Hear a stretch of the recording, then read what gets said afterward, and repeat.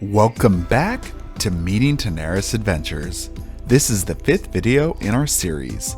Today we will be teaching campaign overview, campaign cycles, journey phase, quest cards, quest book, and guard rule. Campaign overview. Tanares Adventures releases a brand new campaign with over 100 new quests. If this is your first time playing Tanares Adventures, Dragori suggests playing through the tutorial quest and 2 simple quests to get acquainted with the rules of the game. Once you've completed those quests, or if you're an experienced adventurer, you will follow this campaign overview.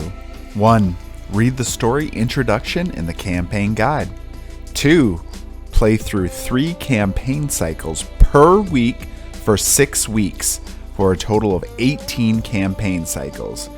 You will play a total of 36 normal quests in one campaign. 3. Play the final city phase on the other side of the city board. 4. Play the final missions and boss fights. 5. Read your team's specific endings. Campaign cycle.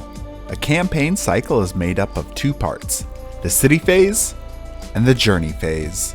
The city phase will be discussed in the 7th Meeting Tanares Adventures video. The journey phase is preparing for the quest and playing the quest. Every campaign cycle you will play the city phase first, and then you will play the journey phase twice. Then you repeat the cycle. Quest cards. Quest cards will be arranged in 6-week decks. You will choose which quests you would like to play for each corresponding week. During the campaign, you will get instructions to add, remove, or change cards in those decks to represent the impacts of your choices on the campaign. Examining the quest card at the top left, you have the quest name and number along with the deck week it belongs to. The week number is also shown at the top right of the card. The number at the bottom left is the coordinates of the quest location on the world map. The back side of the card gives a brief narration of the story events prior to the start of the quest. This information can be looked at freely.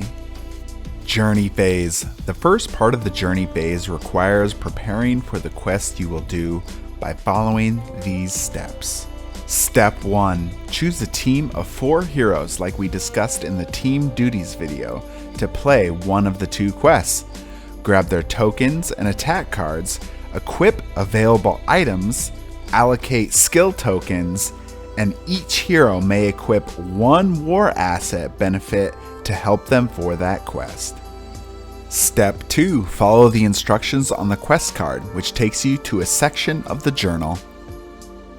Step 3. In the journal, read the story up to the point where it instructs you to begin the quest on the board. Meanwhile, check down any facts earned on the quest log.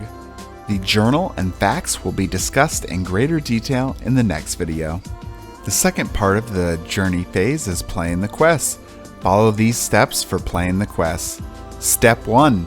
Assemble the board and follow quest instructions until you either win or lose the quest.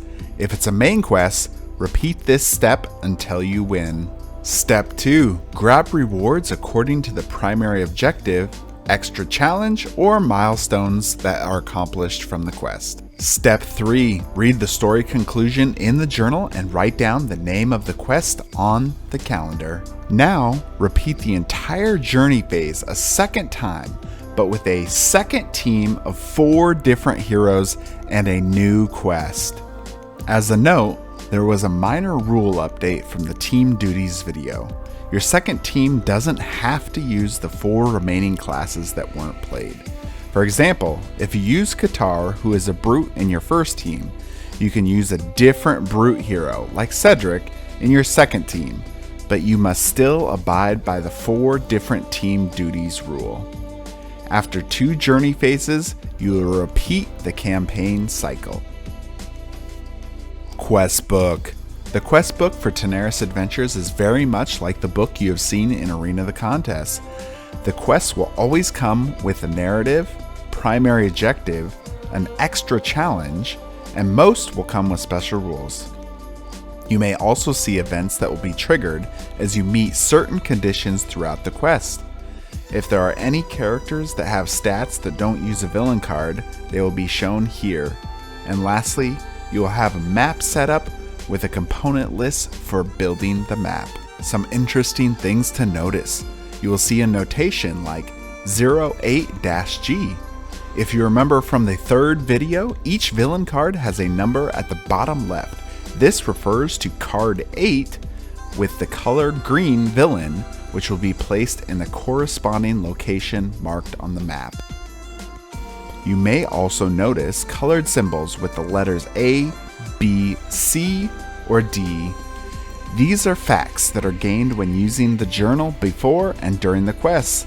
Facts will change how you play a quest, as you may see alternate paths or events that are triggered. We will discuss facts more in the next video. Lastly, you will notice some villains are marked on the map with Guard 3, which brings us to Guard Rule. One of the new rules in Tanares Adventures is Guard. Guard is intended to do two things. First, to prevent heroes from unleashing punishing damage on poor, unsuspecting villains at maximum range. Second, it allows heroes to prepare for battle ahead when a new area unlocks, instead of being attacked as soon as a door opens and being cornered by the villains. Guard will have a token indicate villains are guarded, and it marks its range of 3.